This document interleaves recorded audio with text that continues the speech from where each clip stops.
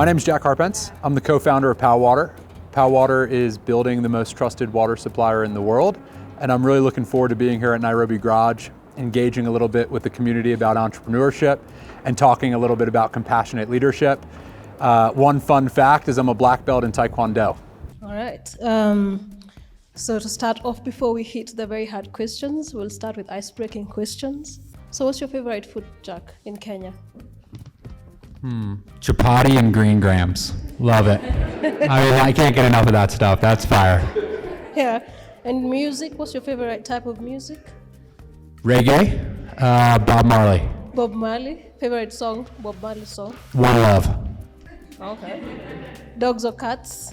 Dogs. Why All dogs? day. Dogs. Why dogs?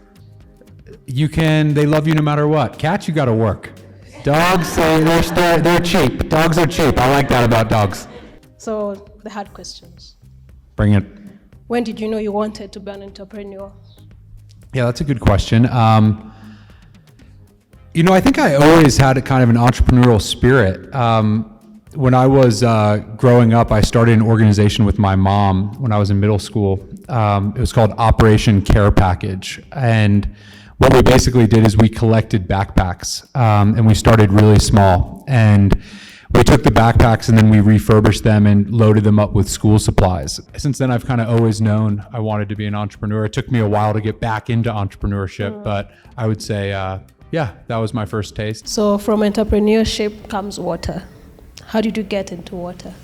Yeah, so for me, my background was in U.S. politics. So out of college, I worked in presidential war rooms in the U.S.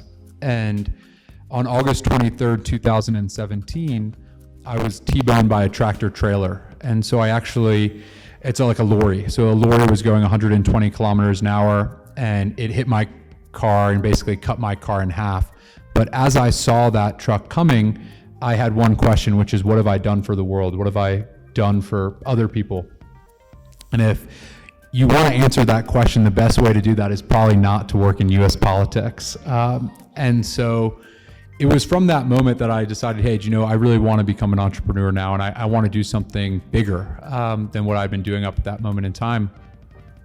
And I began looking into what are the world's most pressing problems. And it became pretty apparent to me that water really is at the top of that list. And one of the things that drew me to water was the catalytic capacity of water. And so the world has a lot of problems, right? Gender equality, economic opportunity, climate change, health, education, what have you. But one thing about water that's really fascinating is access to water improves all of those secondary and tertiary things.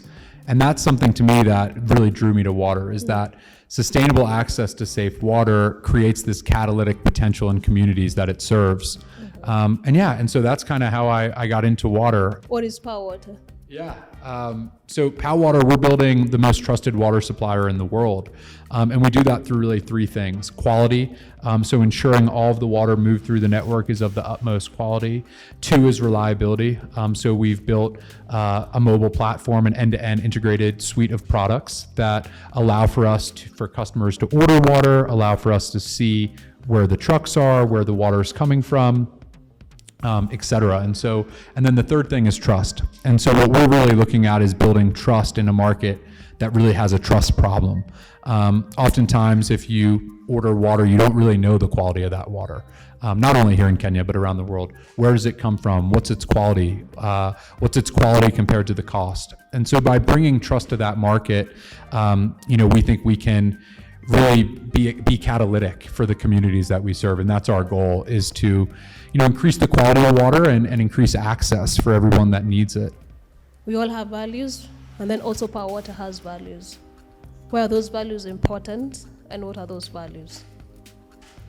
Yeah, that's a really good question. I think, a lot of companies especially early stage companies, I think, make a big mistake of not caring about values. Like, it's just like, go, go, go. Like, how can we make more money? How can we show that the product works? How can we keep moving?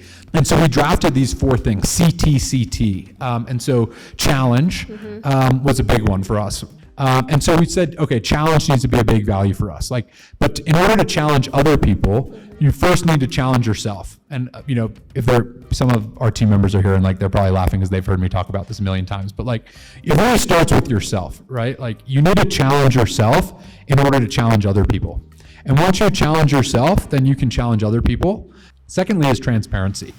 One thing I always see is that when people challenge, they want to be very polite and bureaucratic, and they don't want to step on toes. But we actually believe in stepping on toes. And so in order to challenge effectively, you need to be transparent. Yeah. You need to just call it how it is. And for us in our business, it's also about transparency to the customer, right? When you make a promise, keep it. And so if you're going to be late, tell someone you're going to be late. And then the third thing for us is compassion. Compassion is really all about leaning into suffering. That's kind of the dogma of compassion. And so figure out, how are you suffering, right? In order to be compassionate to other people, you need to be compassionate to yourself. And that's where it starts. And then figure out, where are my teammates suffering? Maybe, one juror came into work today and she's in a bad mood and she's just on one. Well, it might have nothing to do with work. Yeah. It might have something to do completely in her personal life, right? And so figure out where your teammates are suffering, figure out where you're suffering. And then most importantly, figure out where your customer is suffering. And then the last thing is trust. Mm-hmm. We're trying to build trust in a market. And so to do that, we need to do all those things we just mentioned. But we also need to trust each other as a team. And so if we don't trust each other, we can't do any of those other three things. They're impossible to do. And so it begins with trust. And I would say those values for us, we've had since day one. We've never changed our values. They've been there for years, and they've actually grown in importance in the organization. And so what I would say is it's never too early to think about the values you want to have as a company and to live by them. Even if it's your one-man show, what's your values? How do you want to live? For other leaders that don't know about compassion, how is it important for them to have that in their organizations? What would you tell them? A lot of big CEOs, they only do things that make sense financially. And so if it doesn't make sense for revenue and retention and all this stuff, it's why are you presenting this to me? I'm not a big CEO, by the way, so I'm not in that bucket. But what's really interesting is the data around this compassion work. So one of the things that we learned is that actually organizations that input this stuff make more money and have higher retention, straight up. That's fascinating, right? If your organization is more compassionate, it actually benefits the shareholders. It benefits the investors. It's not all about, being in a circle and singing Kumbaya. It's actually about making more money. And the compassion work does that. And I think that's something that not a lot of leaders know. I'll be honest with you. I think a lot of this compassion stuff is in its infancy in global business. And I think we're going to see a lot more of it in the coming years, because the reality is the job of any company is to increase value for the shareholders. And how do you do that? Well, you actually start with compassion. And so that's something, I'm happy to talk to anyone about, but I think every CEO should know that. If you want to make more money, compassion's a pretty good way to do it. What advice would you give other entrepreneurs? You need resilience. You need a heck of a lot of resilience, because you're going to face a lot of challenges. And one thing that you'll find is that your challenges that you thought were big become small.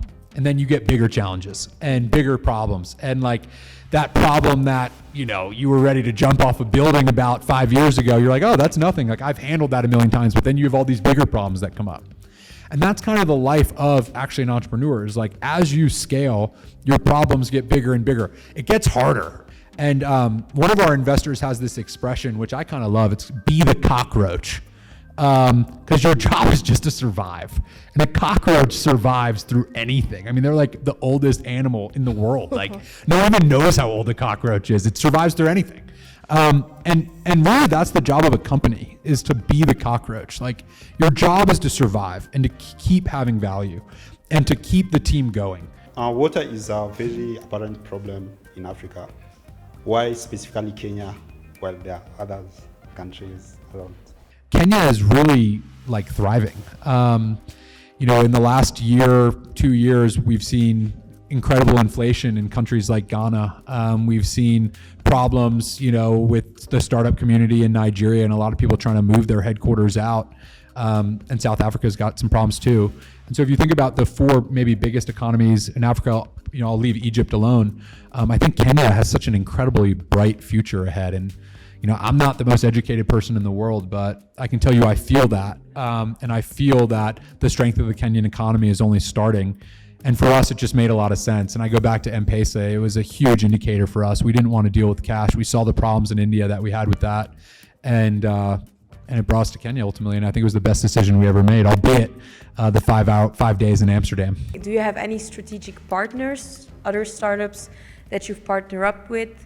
And if so, what tips would you give another startup to find partners? I don't know if we have any partner startups. I mean, we got to have a lot of great partners out there that we've worked with over the years and still, actively looking for more partners. I don't know. We're pretty end-to-end platform. And so we like to build things in-house and kind of like run it all ourselves. We're looking at some partnerships right now, I'll tell you that, particularly around hardware on the trucks and things like that. We do look for partners always. We've had some really good partners at the foundational level, some foundations we've worked with to kind of increase access and work on special projects. That's been really helpful. What tips would I have for finding strategic partners? You reach out. I think the bottom line is just reach out to people that you think could be good. You'd be shocked at how many cold emails I send a week. I mean, I am reaching out to everybody all the time. And the reason for that is you never know. I mean, you reach out to 20 people, maybe one gets back to you, but maybe that's a really meaningful thing. And so I think that's an area we'd love to improve, is in maybe certain strategic partnerships and figuring out ways that we can do that. And I think on the, what tips do I have for a strategic? Just reach out to as many people as you can all the time, and you'll be shocked. You knock on 20 doors, a couple people will get back to you, and those are the people you probably want to partner with anyway because they're willing to do it.